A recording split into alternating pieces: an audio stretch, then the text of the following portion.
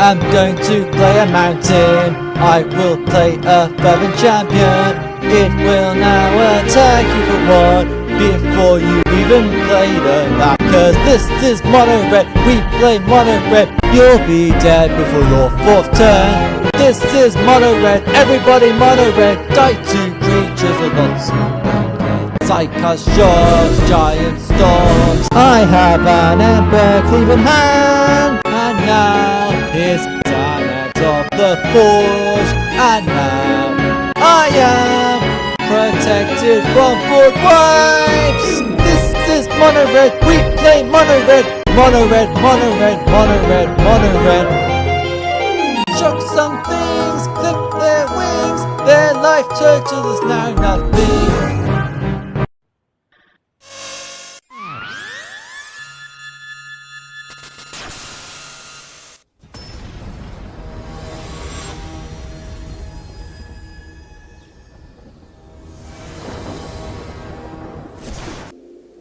Hello, A-Person here, and welcome back to another Magic the Gathering Arena video. Sorry for the rather cringe-worthy opening you had to watch just there, but I wanted to do something a bit different. Anyway, this is Challenger Deck Week, and this is Mono Red, we play Mono Red. So yeah, we're doing the Challenger decks that have been announced for 2021 by Wizards of the Coast earlier this year. They're coming out around the time that this video comes up, maybe a few days later, but more or less on the mark. But yeah, there are 4 Challenger decks, so what I want to be doing is building all 4 of those Challenger decks in Arena, playing them and evaluating them, see what could be better in certain situations, because I think there's a fair amount of improvement we can make in some of these, because they're good, but they're not fully optimized. But they're trying to see which is the best one, really. So, okay, first up we have Mono Red Aggro, which was traditionally, there's always been a Mono Red Aggro Challenger deck among the 4 every year, and it usually ends up being the best one. So we're trying to start on a high here by going for what I think is going to be the best Challenger deck, but we'll see about that. Let's go through the cards we've been given to play with and see what we're dealing with here. We have 4 Akoum Hellhound, which has landfall. Whenever a land enters the battlefield under your control, Akoum Hellhound gets +2/+2 until end of turn. We also have 4 Fervent Champion. First Strike Haste. Whenever a Fervent Champion attacks, another target attacking knight you control gains +1/+0 until end of turn. And equip abilities you activate that target Fervent Champion cost 3 less to activate. That part's pretty irrelevant, but it's more so that the first Strike Haste and that first ability that are going to be more relevant in this deck. 4 copies of Shock deals 2 damage to any target. Very simple. Spikefield Hazard does 1 damage to any target, and if exiles any permanents that would be dealt damage this way, but only does 1 damage. However, it also counts as a land, so if we need be, we can use it to pump our Akoum Hellhound. Next up, we have 4 Kargan Intimidator. Cowards can't block warriors. You can make your opponent's creatures cowards so that they can't block the Kargan Intimidator. You can also pump it by +1/+1 to make it 4/2, so that's effectively a 4/2 for 2 mana, provided you're willing to put the extra mana into it every single turn. Rimrock Knight gives any attacking creature +2/+0 until end of turn, so that's really good for helping to do that additional damage, because this is mono red after all. Royal Eruption does 3 damage at any target at sorcery speed, but you can kick it for 7 mana to do 5 damage. The kicker is really poor value, but is the main Royal Eruption that we're really interested in. You're never really going to cast the kicker. You have the option to, but the much better value is the 3 damage for 2 mana, so that's why we're playing it. 2 copies of Shatterskull Smashing, which can help clear our board of mass blockers, and also comes in as a land if needs be, so we're probably more likely to play it as a land in this deck, but the option is there to clear out our opponent's blockers if we need to. Next up we have 4 Bonecrusher Giants, which says damage can't be prevented this turn. Stomp deals 2 damage to any target on the adventure side, and that's on the for 2 mana, the Stomp adventure side. But the main Bonecrusher Giant itself costs 3 mana, and whenever it becomes the target of a spell, it deals 2 damage to that spell's controller. So remember, that has to be the target of a spell. If an ability would target Bonecrusher Giant, you don't get to deal the damage. Thought it was worth mentioning there. 4 Anax Harden in the Forge. This is one of the best cards in the deck. It basically protects you from board wipes by turning all your creatures into Satyr tokens should you get hit by board wipes. So really good for trying to push through to get that last bit of damage to kill your opponent, because we want to kill our opponent as fast as possible in this deck, and Anax is a key card in trying to get that to happen. And if your creature has 4 power or greater, you get 2 tokens out of it instead, so don't worry about losing too much power. Though Anax itself does have a power dependent on the devotion, so you will need other creatures on the board to make things really good. Like a Torbrand, for instance, which instantly provides 3 devotion right there, and says if a red source you control will deal damage to your opponent or a permanent your opponent controls, it deals that much damage plus 2 instead, so it makes everything more potent. Our 1/1 suddenly attack for 3. Our Kargan Intimidator can potentially hit him for 6 damage. So yeah, this is what we want to drop down to try and... Ideally, we want to have a board when this comes down so that everything we already have gets pumped instantly and we can smash our opponents and win the game. But it's not quite as good as Embercleave, which is the main card in mono red in many ways these days. As Flash, it costs 1 less for each attacking creature you control, and when Embercleave enters the battlefield, attach it to target creature you control. Equip creature is +1/+1 and has double strike and trample, and it equips for free. But we're wanting to play this to try and win the game, basically. If you attach this to anything like an Anax Harden the Forge, for instance, you're pretty much guaranteed to win the game, because your opponent will see their life total shredded to 0 from over 10 in absolute seconds because of the sheer power of Embercleave. Just putting it on anything big is just ridiculous. Like, you put it on a Torbrand, it becomes... you hit for 10 damage in 1 turn, which is absolutely mental. Nice, the mana base is extremely simple. 2 Castle Embereth, which pumps everything for 3 mana plus tapping the Castle Embereth, so effectively it's sort of using 4 lands. I also have 16 mountains, but remember we also have stuff like Shatter Skull Smashing and Spikefield Hazard, which can also count for lands, so don't feel that there's too few lands. We don't want too many lands in this deck anyway, because we don't want to flood out. We will easily empty our hand with this deck, so we want to rely on our top deck as much as possible. We don't have light up the stage anymore, so that's a big miss for mono red. So yeah, that's the sideboard options. We have 4 red cap melee. This deals 4 damage to target creature or planeswalker, and if a non-red permanent is dealt damage this way, you sacrifice a land. This is in here for the mono red mirror matches. 2 Soul Guide Lantern for opponents that rely on the graveyard. We also have 2 Roiling Vortex for life gain decks. Thundering Rebuke for any creatures which we can't really quite get over with our existing removals, such as Questing Beast, for instance. Relic Robber is an interesting option we have here to bring in to the deck, where it gives your opponent a token which deals 1 damage to them every turn if it attacks. So I'm not quite sure what matchups you'd use it for, but it's there nevertheless. Remember, this sideboard was created for the Challenger deck, so it's not one that I actually constructed myself. And finally, we have Soul Seer, which deals 5 damage to target creature or planeswalker, and that permanent loses indestructible until end of turn. So this is good for dealing with something like a Heliod, for instance, which can be really annoying. So we can bring that in along with Roiling Vortex to kind of shut down life gain decks. So yeah, that is going to be the deck. So let's enter the arena.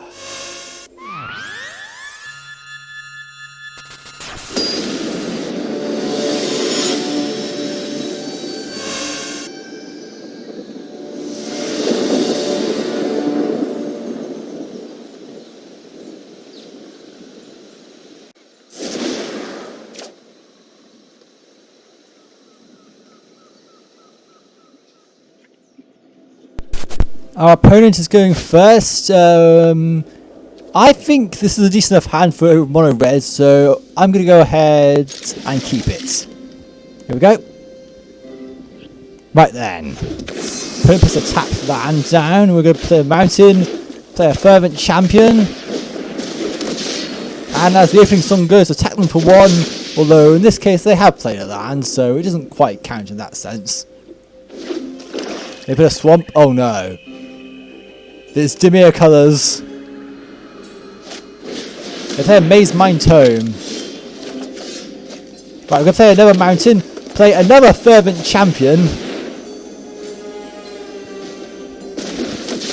Then we're going to go ahead and attack with both the fervent champions. But not until they have used the ability of their Maze Mind Tome. So we're going to attack. Fervent champion pumps each other. So we're attacking for 4 damage. But that's going to make that even more by using Rimrock Knight's ability to pump one even further. And they're down to 13. Here's Maze Mind Tome again. Looking for something to do with our fervent champions, I guess.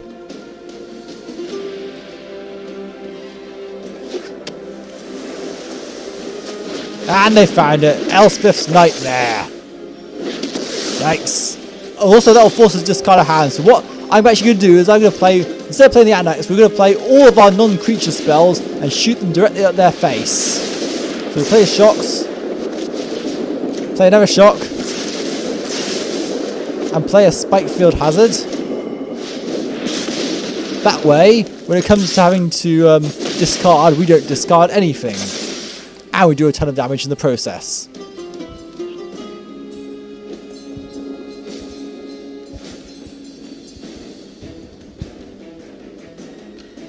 There we go. Using Maze Mind Tome to draw a card.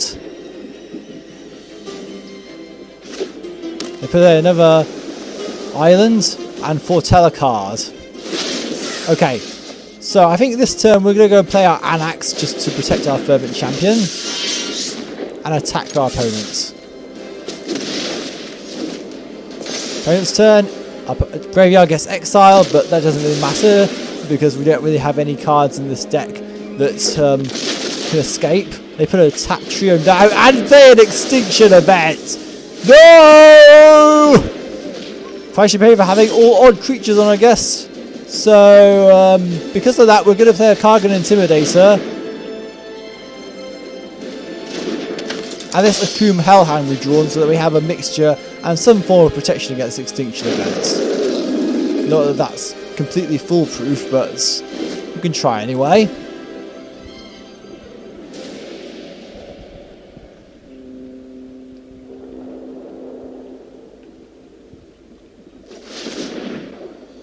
Opponent taps their lands manually and casts Skull Raid to draw 2 cards because we have an empty hand.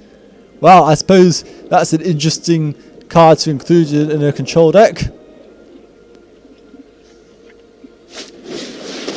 And they're going to cast Inscription of Ruin to destroy our Kargan Intimidator. Crap! Okay, we're going to go ahead and cast a Rimrock Knight. Still stuck on 3 lands. Not completely ideal. We'll attack with our Akum Hellhound, but then use Rimrock Knight's ability to pump it so that we actually do damage to our opponents. So they're down to 4 now.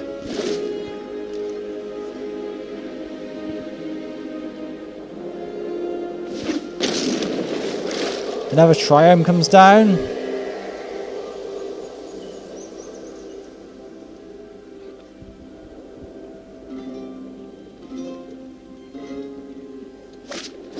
And another Elspeth's Nightmare.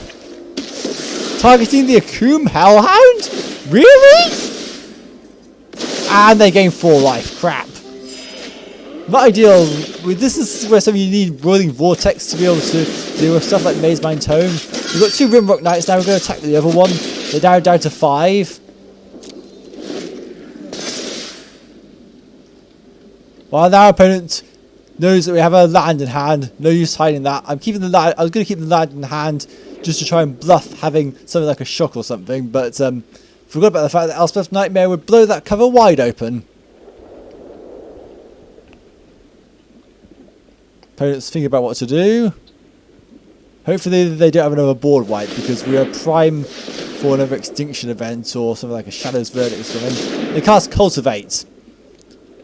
So it's not just a Dimir control deck, it's a 4-colour control deck by the looks of it. They've got a lot of mana. They might be building up to their win condition pretty soon if we're not careful. They're going to cast a Fae of Wishes without using its granted ability and just put it down as a blocker. That's very interesting. Okay, well, we can actually get rid of the Fae of Wishes here, and to do that, we're going to attack with both our Rimrock Knights.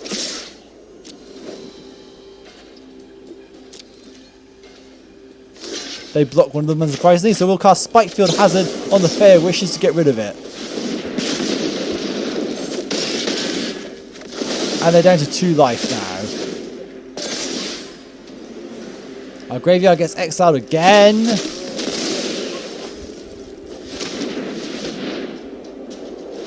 They like to manually tap a lot with this deck. Another Skull Ray to draw 2 more cards. And a Doomscar. Of course, they probably would have conceded by now if they didn't have the answer. Makes sense. Right, we really need to get our act together now. All this. Oh my goodness, that's an amazing top deck. We win the game!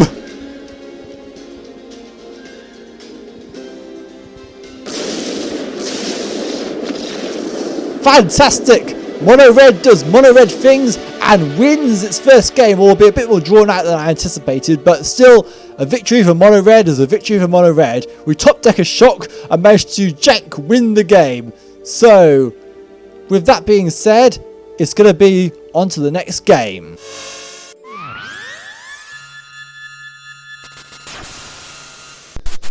Okay, our opponent is going first, but this is a very playable hand, so I'm going to keep it regardless. So yeah, let's see. It's not completely ideal. We probably need something like a Fervent Champion in the opening hand, but a Coom Hellhound will do.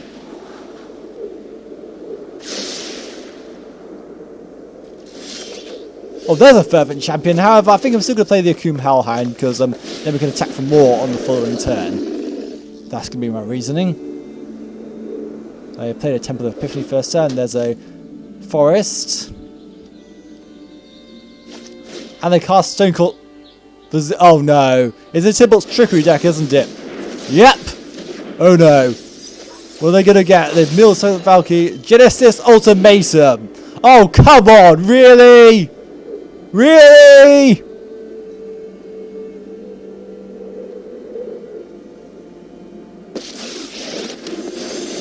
And they only get a Garruk out of it. Well, that's not too bad, but probably not really ideal. Yeah, I think we've probably lost this now because look how many lands they've got. They're going to be able to play so many other things after this. So yeah, it's looking pretty bleak, really.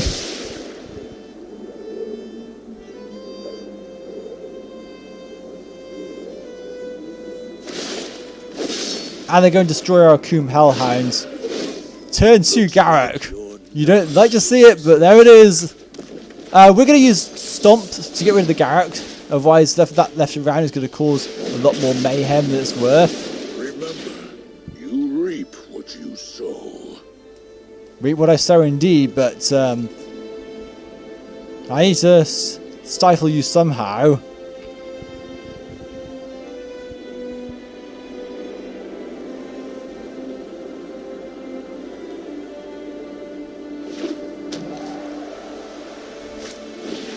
And another Garruk.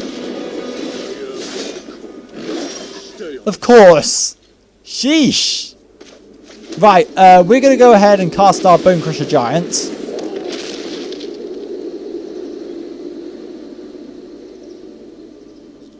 Might be able to fire away back in this. I'm not really one to gear up the chase easily, but it doesn't look great considering how much mana they have. And they destroy our Bone Crusher Giants. And that doesn't do any damage because it's not target of a spell, it's target of the ability. Well, this sucks.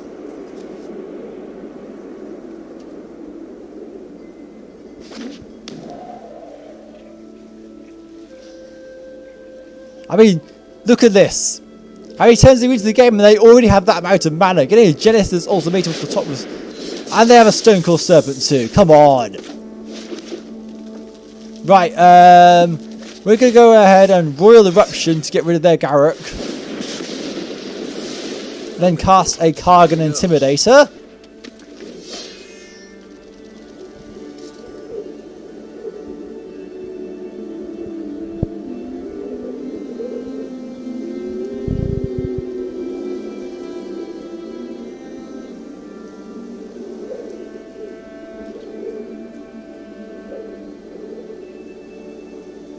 opponent. Okay, there we go. They attack with their Stone Core Serpent. We're just going to let that one through, unfortunately.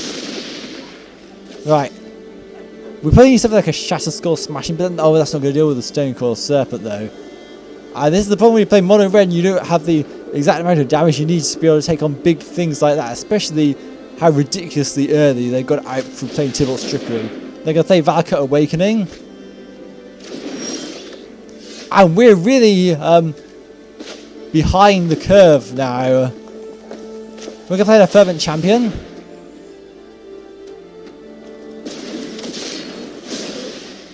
And then we're going to use Kargan Intimidation's ability to turn creatures into cowards and make one of their wolves a coward. Pump our Intimidator.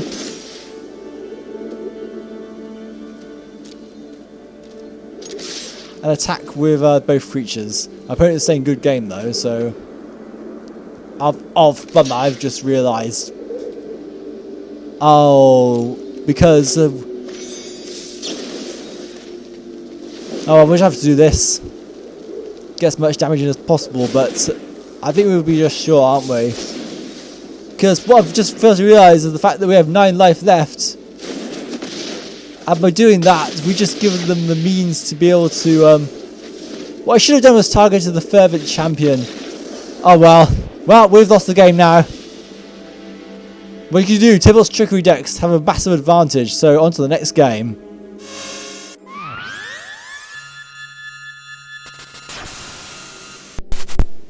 Okay, we're going first. We have a Fervent Champion in hand, 3 mountains, so I think I hate this. Right, so let's wait for our opponents. Going first with a mono red deck is really what you want to be doing, so we're going to play this mountain. It actually loads. Play the Fervent Champion.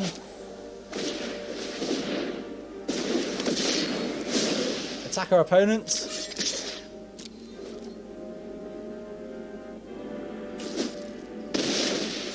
They take 1 damage.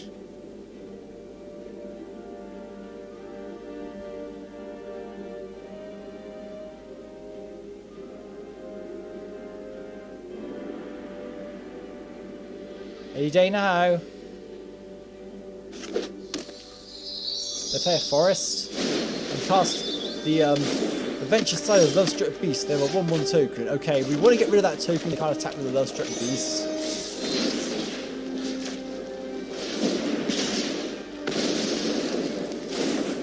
Attack with Fervent Champion. Level 1 damage. And then we're going to save these Royal Eruptions for the Lovestruck Beast. Oh no, is it a Gruul Adventures deck? It might be. There's a Bone Crusher Giant. Oh dear. Well, we're just going to have to play our own Bone Crusher Giant. That Fervent Champion top deck was really nice, but we could have done with our own Fervent Champion on the field.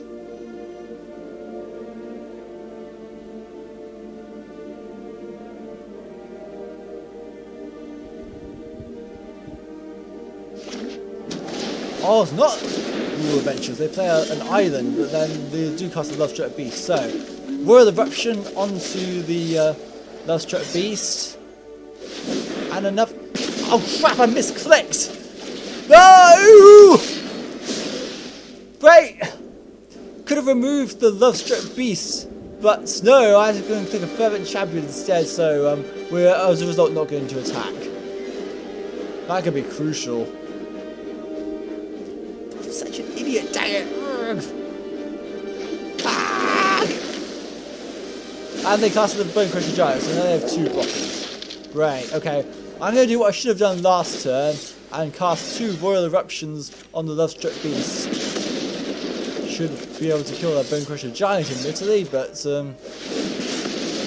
yeah, that's not gone very well. Again, no attacks. Once we've got enough attackers, we'll try and break through. Fabled Passage comes down for them.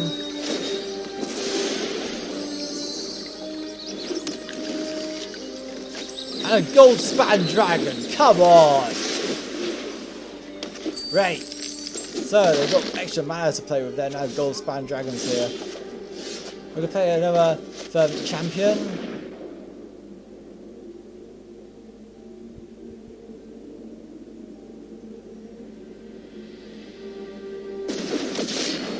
I was going to play the Akum Hellhound for good measure.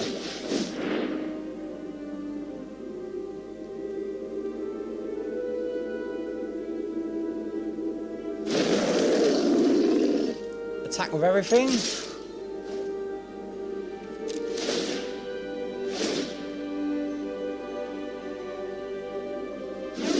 Get pumped.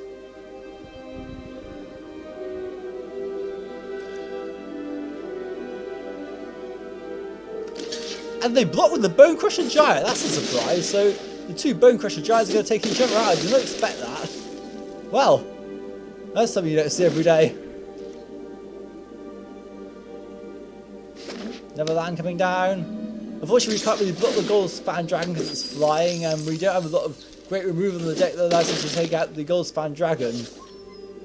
So I don't know what to, and they got Elder Gargaroth as well. Come on! Well, I really don't know what to do here. I might just cast Royal Eruption, but we're going to get hit in their face for free because we can't really do anything with the Royal Eruption.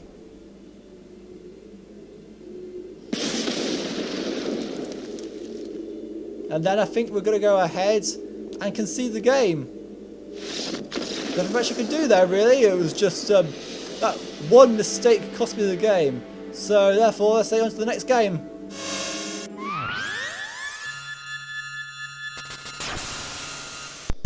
Okay, we're going first. So a pretty decent hand here. So I am going to go ahead and keep this hand.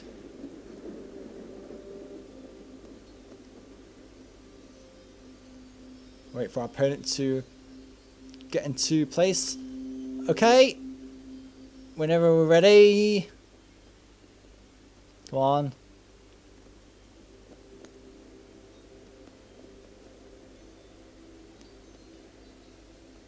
Opponent obviously deciding whether they want to keep their current hand or not, and it'll take a bit of a while over it.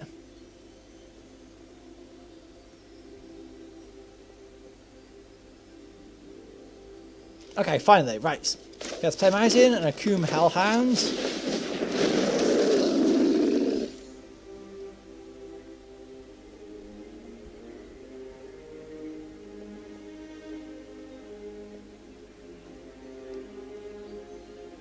Opponent playing a Swiftwater Cliffs. Alright, we're going to put this down. Pump the Akum Hellhound. Attack in. Keep Spikefield Hazard open in case they somehow play anything that can die to it. Depends what they have, really.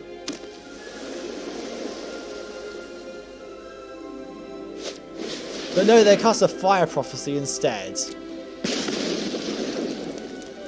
Great.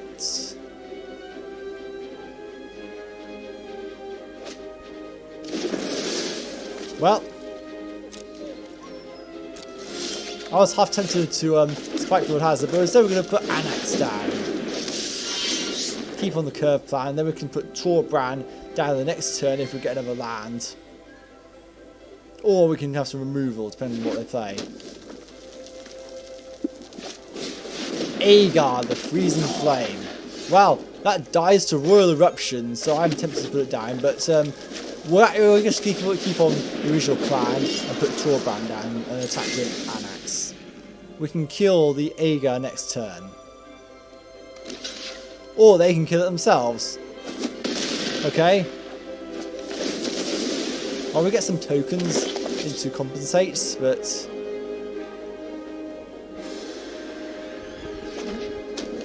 they put a certain Frostpire down, tapped. They look at our tokens there. And they decide to stop one of them. Dang. Is this a Giants deck? Because it seems to be like it, because they got an Aggro down, and they've also played Bone Crusher Giants. Now we're going to put Rimrock Knight effect on Torbran. So Torbran will attack for even more now. They're down to 10. I'm going to cast Royal Eruption on them, hit their face, and do 5 damage because of Torbran's effect. And I'm also going to cast Spikefield Hazard, do 3 damage for 1 mana, Lightning Bolt them,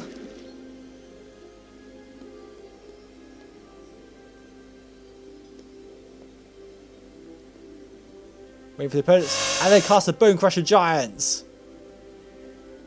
But it doesn't really matter because we have Royal Eruption in our hand, so we also win the game anyway.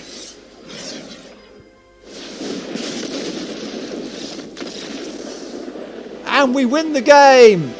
Victory for Mono Red Aggro. And that is going to be the last game of the episode. So thank you for watching this. We're going to be going ahead to the bloopers. And then I will see you back after that for the deck wrap up. So, see you after the bloopers.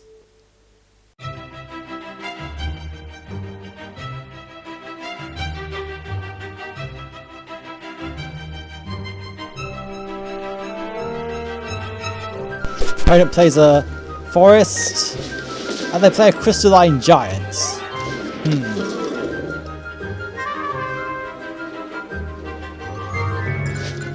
And they cast Blizzard. Oh, come on. Right. I'm going to cast Shot.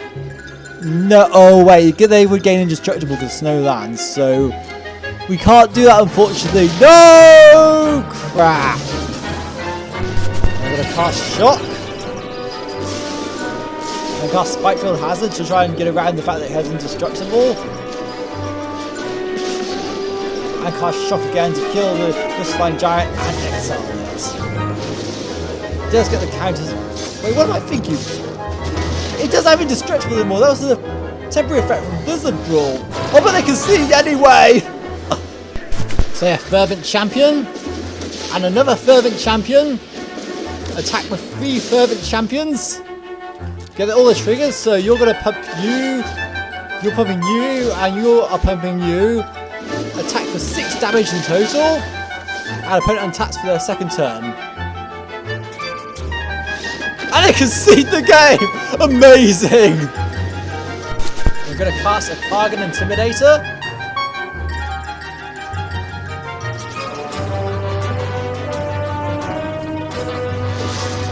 And Heartless Axe, of course. We don't even get to attack now. Crap!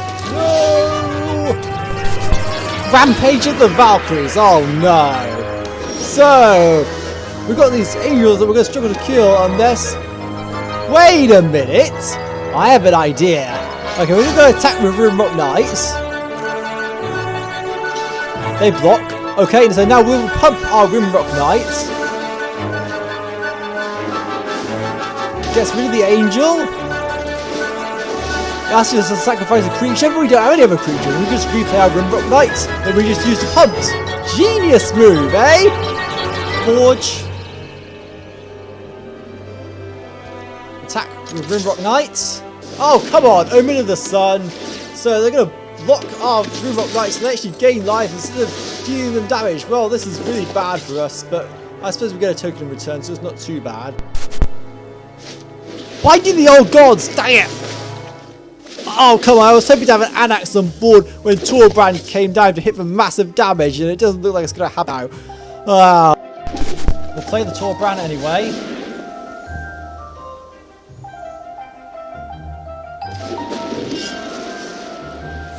That way our tokens to attack for 3 damage each. Oh, Heartless Axe, come on. Well, there goes Torbrand.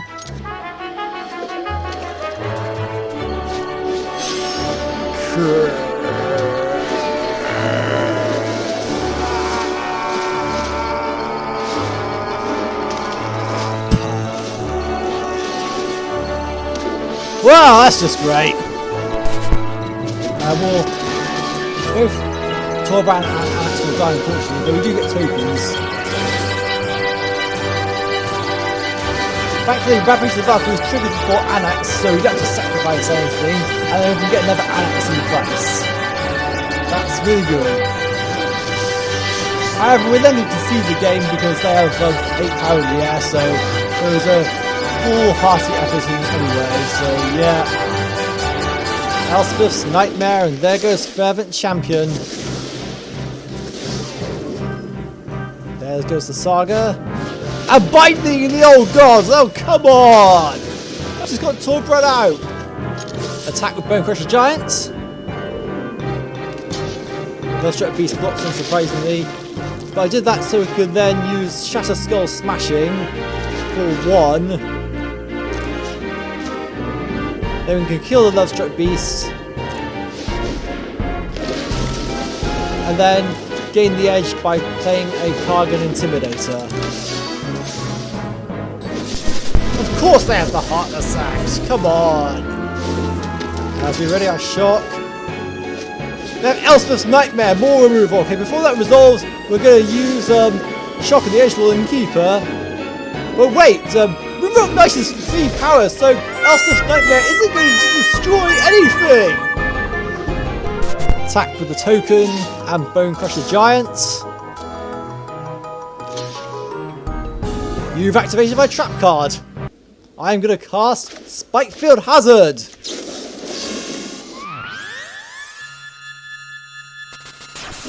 Well, that was a mono red deck, alright, but I think although this deck was fast and could win quickly, there are also several games where it could get easily stalled out. We lacked the potent finisher that mono red really needs to get over the line and really be good. And the reason for that is because we had only had 3 Torban and only 1 Embercleave. That's a massive mistake to only have 1 Embercleave in the deck.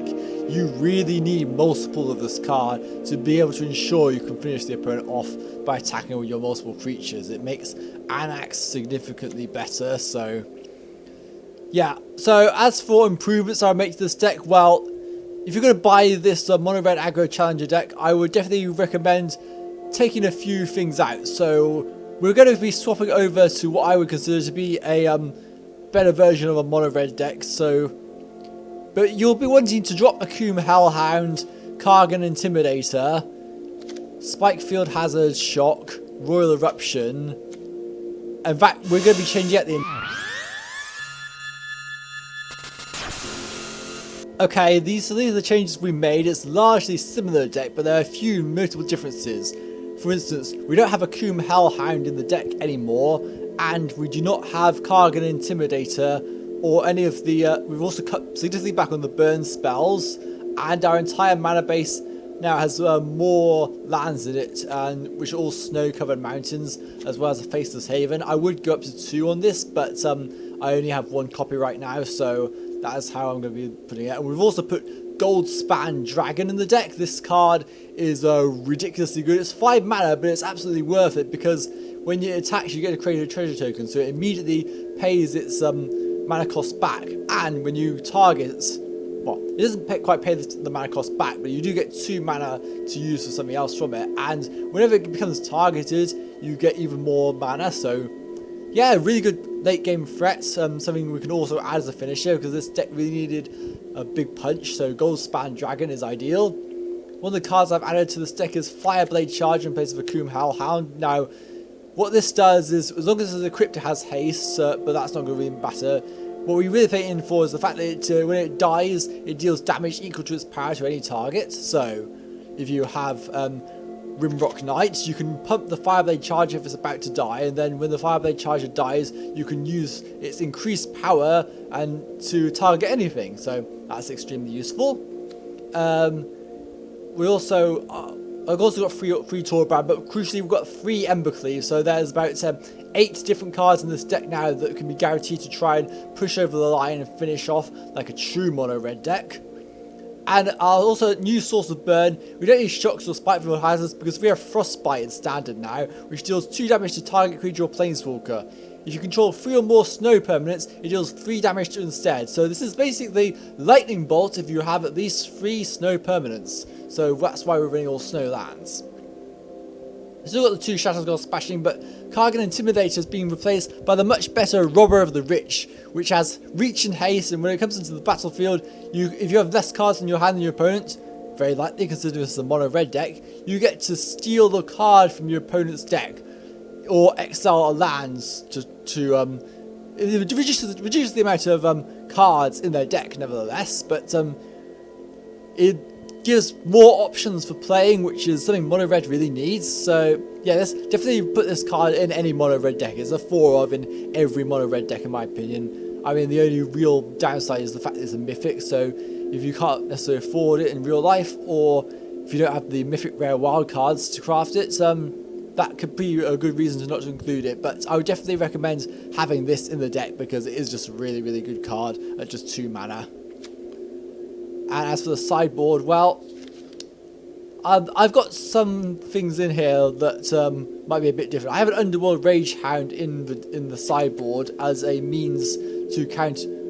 It's something that you can put in there for rogues, but actually I think I want to take that out now and put Phoenix of Ash in there instead. So I'll do that off camera. Slaying Fire is I guess that this has been sort of usurped somewhat by Soulseer, but I only recently got the 2 copies of Soulseer just to have the Challenger deck accurate. Ox of Agonus, another way to discard. It's never escape target really for rogue matchups. So also Scorching Dragonfire is excellent against Croxer, so that's why this is in the sideboard here. And also you've got Roiling Vortex. Also I probably look at something like Tormod's Crypt to put in the sideboard, because you can use that against graveyard decks. So yeah, that's that will be the deck. So now this is what I consider to be the optimum mono red deck. So yeah, did you get the mono red Challenger deck? Yes, but be wary of the fact that you'll lack the punch you need to actually finish off opposing decks. You will need more copies of Embercleave if you want to make sure this deck properly works. This is the ideal build here, but you could probably take the deck you already have and just get a few more copies of Embercleave in there. So yeah. Anyway, that is going to be it for this video. Please like the video if you enjoyed it. Please share this video with your friends so we get more people watching the channel. Please subscribe for more gaming and TCG content. And hit that notification bell so you can be notified when new videos come out. Also follow me on Twitter at GenericAperson, all one word. Thank you for watching. I've been A-Person. Goodbye.